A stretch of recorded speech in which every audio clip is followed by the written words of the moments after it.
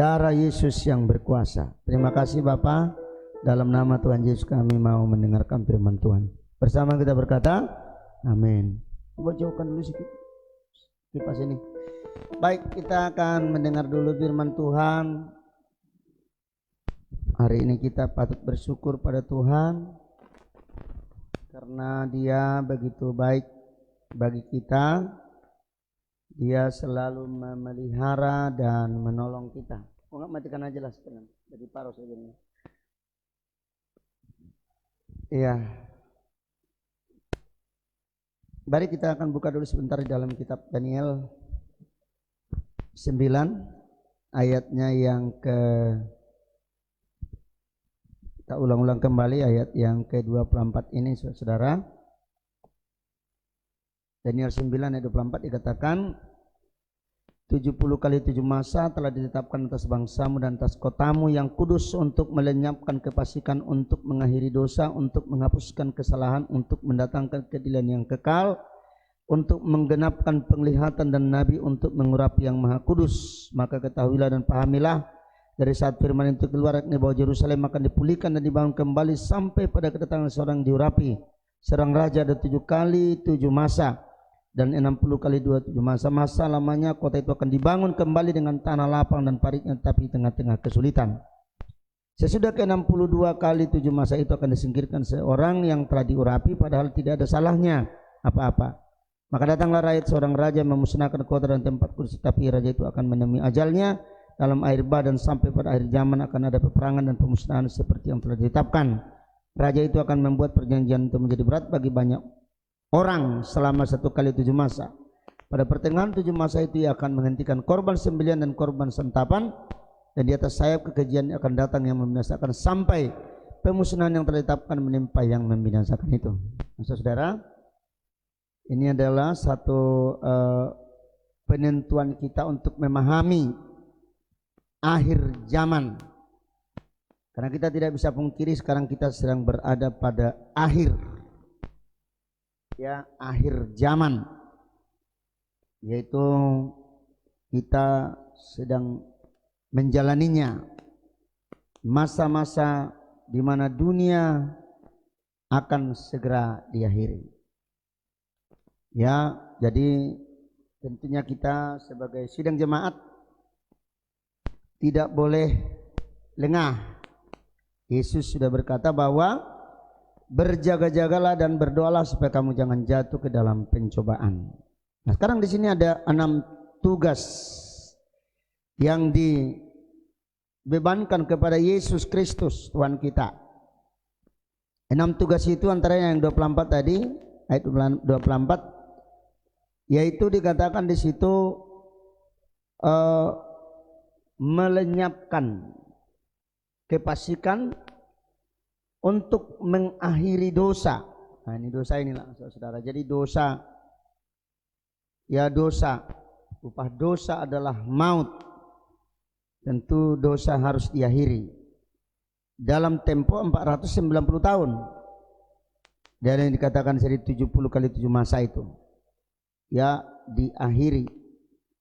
Tentu kita juga bertanya, apakah dosa masih ada dalam dunia ini? Tentu kita jawab, jangankan ada, ya kan? Masih sangat banyak sekali. Apakah sudah dihapuskan? Ini katakan untuk menghapuskan, mengakhiri dosa. Ya tentu belum, ya kan?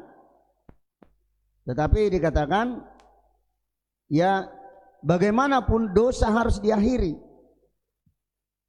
Ya, jadi harus diakhiri, tidak bisa diakhiri karena dikatakan 70 kali 7 masa telah ditetapkan atas bangsamu dan atas kotamu yang kudus untuk melenyapkan kefasikan, untuk mengakhiri dosa.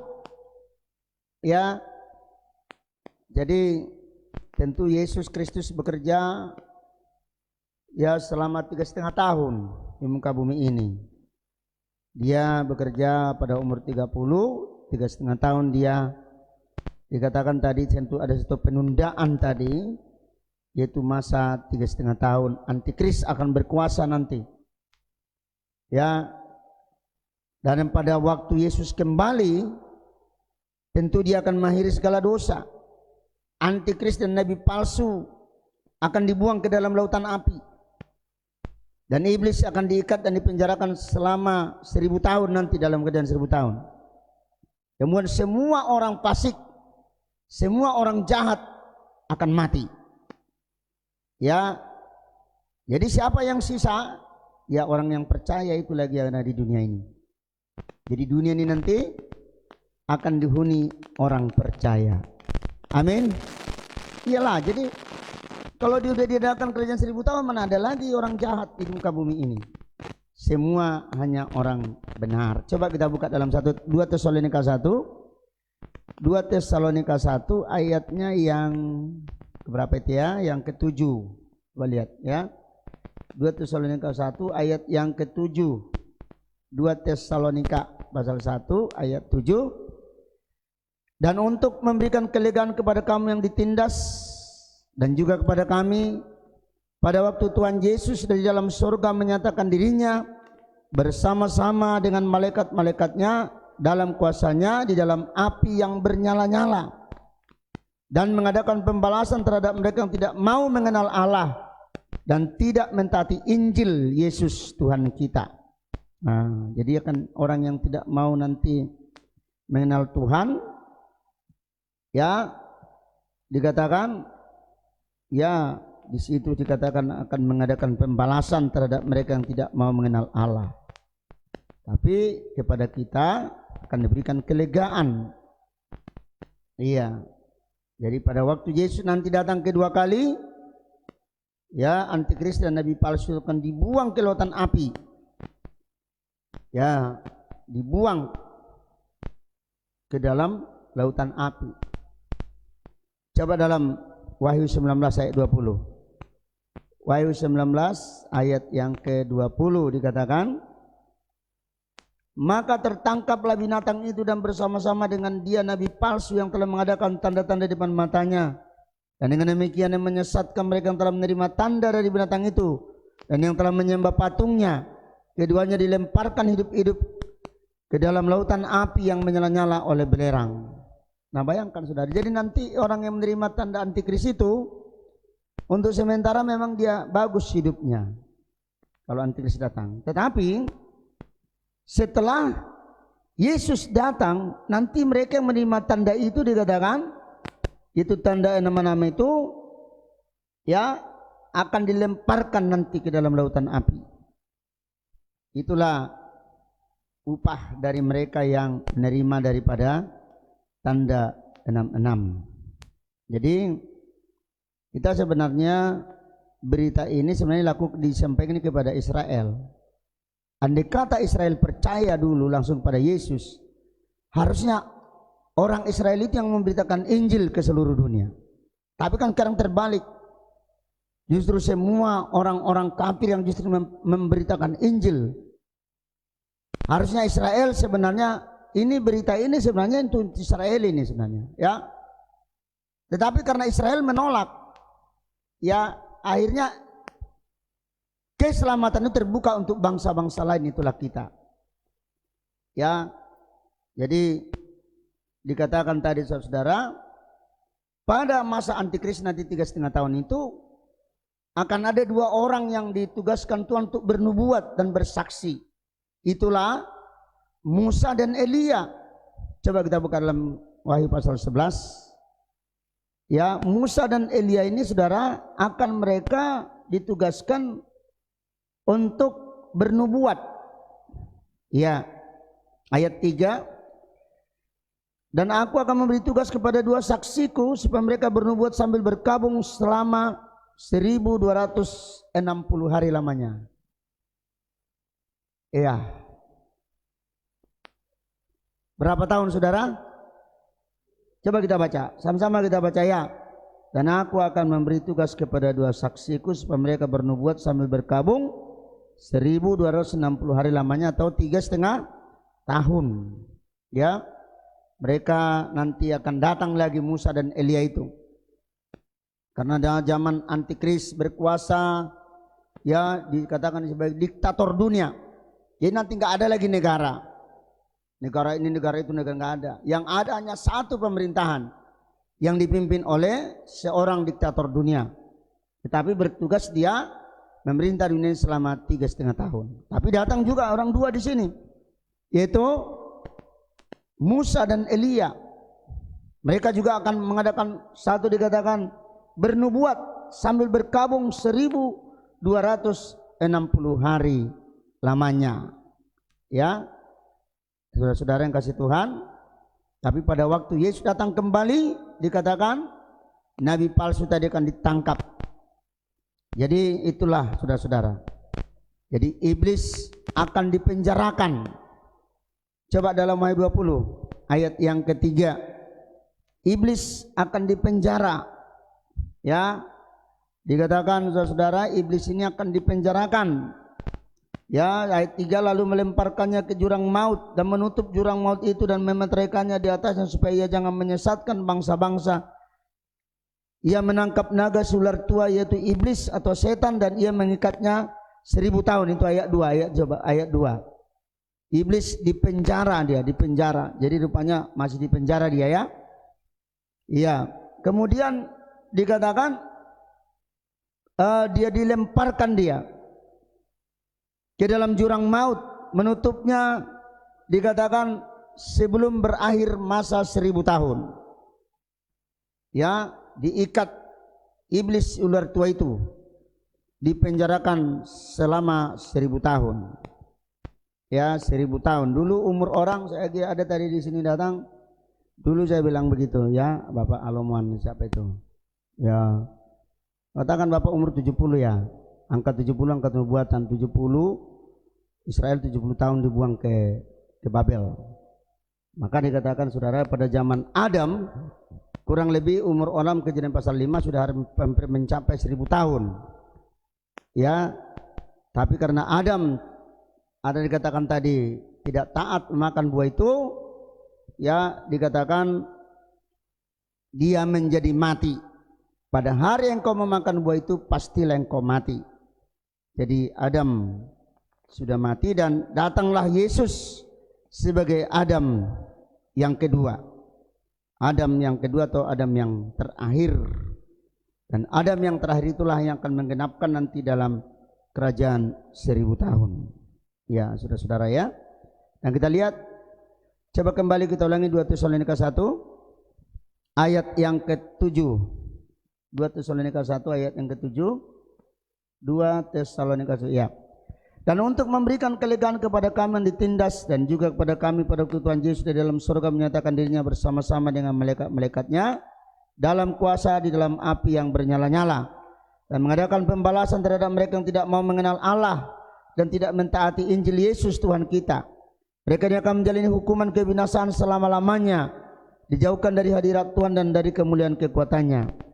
Apabila ia datang pada hari itu untuk dimuliakan di antara orang-orang kudusnya dan untuk dikagumi oleh semua orang percaya, sebab kesaksian yang kami bawa kepadamu telah kamu percayai. Iya, jadi dikatakan saudara, ya ini merupakan satu nubuatan yang akan menjalin satu hukuman bagi mereka yang tidak mau mempercayai Tuhan. Iya. Kemudian dikatakan tadi dalam Daniel pasal 9 itu ada mengakhiri dosa. Dosa sudah diakhiri. Di mana dosa diakhiri? Di kayu salib. Ya jelas saudara-saudara. Sebenarnya ya dosa sudah diakhiri sebenarnya. Cuman ketika kita menerima Tuhan Yesus Kristus sebagai Tuhan dan Juru Selamat kita, sebenarnya dosa kita itu pada saat kita terima Yesus sudah diampuni. Tetapi kita masih perlu menjalani terus proses demi proses supaya hidup kita ini nanti kelak bisa layak untuk tadi dibawa kepada kerajaan 1000 tahun. Ya, ada dikatakan dalam kerajaan 1000 tahun itu dikatakan akan ada satu panas. Ya, panas sampai dikatakan dalam Yesaya pasal 30, ya bagaimana panasnya Panasnya kerajaan 1000 tahun itu sampai 200 derajat panasnya. Ya, 200 derajat. Dan ya apa? Yesaya 26 ada, Yesaya 30 ada, coba lihat. Ya, di situ dikatakan dalam kerajaan 1000 tahun itu panasnya 7 kali lipat. Coba lihat dulu. Yesaya 30 ayat. Coba kita baca sama-sama ya. Maka terang bulan purnama akan seperti terang matahari terik, dan terang matahari terik akan 7 kali ganda, yaitu seperti terangnya 7 hari pada waktu Tuhan membalut luka umatnya dan menyembuhkan bekas pukulan. Jadi artinya saudara-saudara, nanti iblis dipenjarakan, orang fasik sudah dimasukkan ke lautan api selama 1000 tahun. Dan dalam kerajaan 1000 tahun itu dikatakan terang bulan purnama akan seperti terang matahari terik, dan terang matahari terik akan 7 kali panas dari yang kita rasakan biasanya. Ini terjadi dalam kerajaan 1000 tahun. Ya, pada waktu Tuhan membalut luka umatnya dan menyembuhkan bekas pukulan. Kira-kira kalau kita pikir di badan kita ini apakah mampu ini? Tentu tidak mampu. Tapi tubuh kita apa saudara? Tubuh kemuliaan. Makanya dikatakan dalam 2 Korintus 3:18, kita akan mendapat suatu kemuliaan yang semakin besar. Coba 2 Korintus 3:16. Ya, kita akan ada dalam satu kemuliaan yang semakin besar. Itu kemuliaan Tuhan itu yang membungkus kita sehingga kita bisa. Tapi 2 Korintus 3 ayat 18. Ya, dikatakan ada kemuliaan yang semakin besar. Mari sama-sama kita baca ya. Dan kita semua mencerminkan kemuliaan Tuhan dengan muka yang tidak berselubung, dan karena kemuliaan itu datangnya dari Tuhan yang adalah Roh, maka kita diubah menjadi serupa dengan gambarnya dalam kemuliaan yang semakin besar. Jadi dalam kemuliaan itu kita dibungkus, walaupun nanti di sana ada 7 kali terangnya matahari dalam kerajaan 1000 tahun, itu tidak akan pernah lagi menyakiti kita, tapi jadi satu anugerah karena ada kemuliaan Tuhan yang ajaib. Saudara-saudara ya, itulah ya kita berada di sana. Tapi tentunya kita sekarang ini kalau kita tadi ada mengakhiri dosa. Jadi dosa itulah yang sebenarnya sudah berakhir sebenarnya ketika Yesus mati di salib. Cuman kita harus terus menerus, kita orang percaya ini diproses ya, diproses terus. Kalau dikatakan dalam peti perjanjian ada tutupannya ya, di situ ada tutupan gerapirat. Itulah tutupan perdamaian, di mana dosa itu ya diadakan satu pendamaian lewat yaitu darah Kristus itu sendiri. Karena dalam tabernakel ada 7 kali percikan darah ya, 7 kali percikan darah itu menggambarkan satu perdamaian ya. Jadi katakan untuk menghapuskan kesalahan ya. Kalau dalam bahasa dikatakan umum, dikatakan menjadi grafirat. Grafirat itu artinya pendamaian. Itu bahasa aslinya. Ya, bahasa asli daripada pendamaian apa saudara-saudara?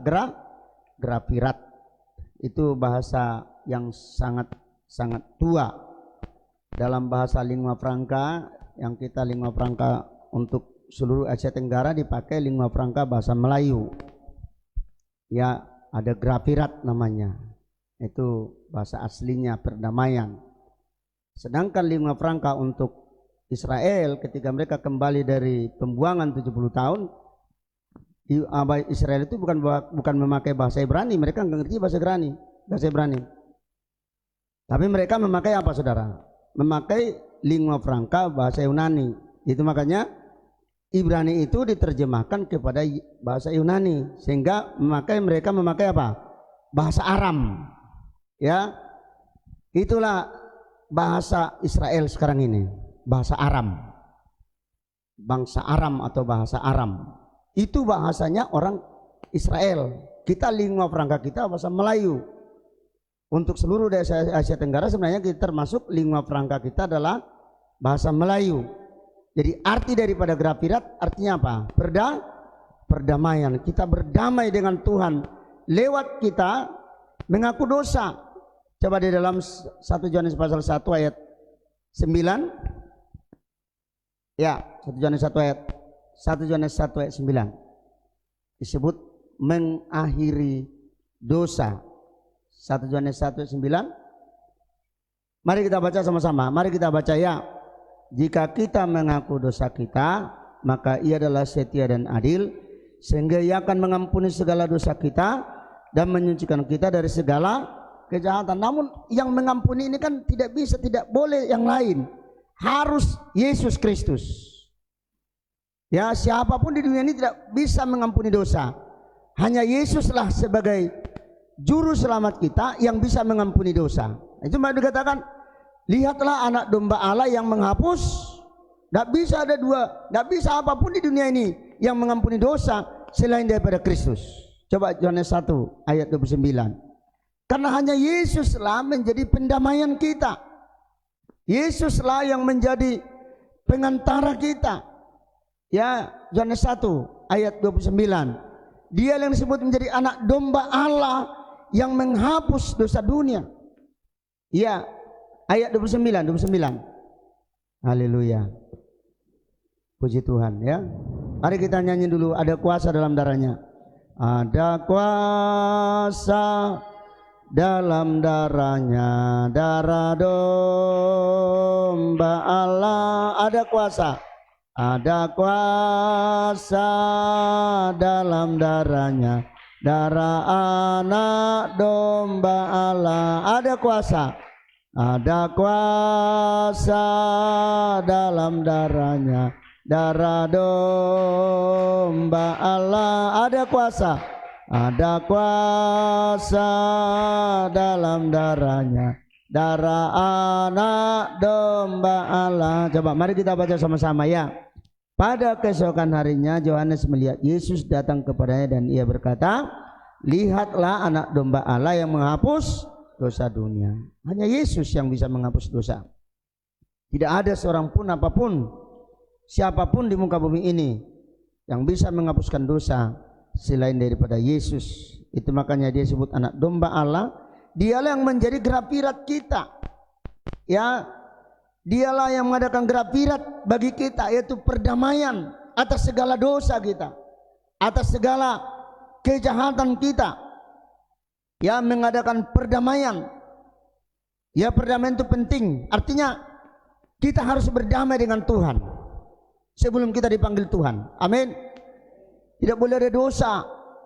Apalagi banyak orang takut mati. Kenapa takut mati? Karena dia banyak dosa.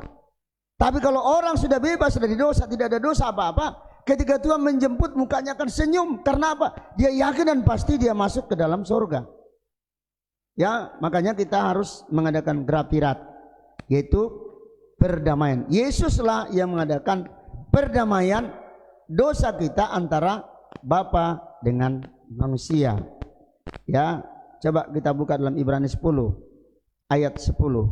Ibrani 10 ayat 10. Mari kita buka Ibrani 10 ayat 10.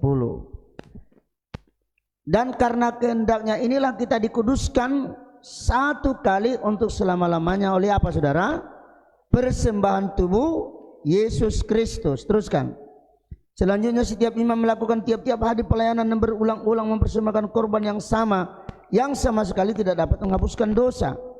Ayat 12. Tapi ia setelah mempersembahkan hanya satu korban saja karena dosa, ia duduk untuk selama-lamanya di sebelah kanan Allah. Nah, tadi hanya satu korban. Coba bilang hanya satu korban. Iya, enggak ada dua korban di dunia ini. Ada 3 korban atau 4 korban. Hanya satu korban, yaitu Kristus. Ya, jadi hanya karya salib Kristus, hanya karya pengorbanan Kristus itulah yang membuat kita 100% bersih. Amin. Bersih. Coba bilang bersih. Iya, kita bersihkan kalau kita datang sama Tuhan. Itu makanya kita bersyukur kita mengenal Tuhan Yesus. Kita bisa bersih hanya karena satu korban. Hanya satu korban, Coba ayat 14. Sebab oleh satu korban saja. Mari baca 14. Ya 14. Mari baca sama-sama ya. Sebab oleh satu korban saja Ia telah menyempurnakan untuk selama-lamanya mereka yang Ia kuduskan. Hanya satu korban. Tidak ada korban yang lain lagi di muka bumi ini. Hanya Kristus itulah yang menjadi, yaitu anak domba Allah yang bisa menghapus dosa dunia. Itu sebabnya tadi pengertian grafirat adalah apa saudara? Perdamaian. Ya, coba 2 Korintus pasal 5 ayat 18. 2 Korintus 5 ayat yang ke-18. Nah, kita lihat saudara, di situ ada berdamai. Dan semua ini dari Allah yang dengan perantaraan Kristus telah mendamaikan kita dengan dirinya dan yang telah mempercayakan pelayanan pendamaian itu kepada kami. Teruskan. Sebab Allah mendamaikan dunia dengan dirinya oleh Kristus dengan tidak memperhitungkan pelanggaran mereka. Ia telah mempercayakan apa saudara? Berita pendamaian itu kepada kami. Teruskan. Jadi kami adalah utusan-utusan Kristus. Seakan-akan Allah menasihati kamu dengan perantaraan kami dalam nama Kristus. Kami minta kepadamu apa saudara? Berilah dirimu didamaikan dengan Allah. Itulah tadi tugas Tuhan Yesus yang ketiga, yaitu untuk mengakhiri dosa. Artinya saudara, untuk membuat kita berdamai dengan Tuhan lewat tutupan grafirat yang ada di peti perjanjian itu, yang dipercik dengan darah sebanyak 7 kali.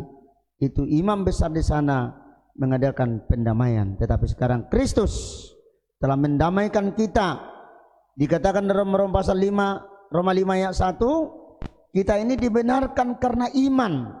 Ya, dibenarkan karena iman. Roma 5 ayat 1, mari baca sama-sama ya.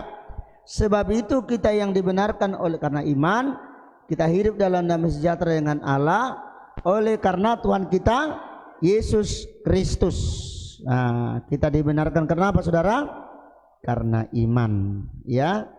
Jadi iman itulah yang membuat kita bisa dibenarkan, percaya kepada Kristus itu, ya. Makanya kita bersyukur pada Tuhan. Tuhan datang menolong kita supaya kita berdamai, tapi tidak hanya sekedar perdamaian, tapi apa saudara? Supaya kita menjadi serupa dengan Kristus. Itu makanya kita menyembah Dia, menyembah dalam roh dan kebenaran. Ketika kita mengenal Dia dalam roh dan kebenaran, kita akan menyembah. Dan satu saat kita dikatakan dalam Kejadian pasal 1:26, Dia menjadikan manusia menjadi percis seperti Dia. Marilah kita menjadikan manusia menjadi serupa dengan kita, menjadi serupa dengan gambar Kristus, gambar Allah, sehingga kita menjadi sama dengan Dia. Ayat terakhir, mari kita buka 2 Korintus 4 ayat 10.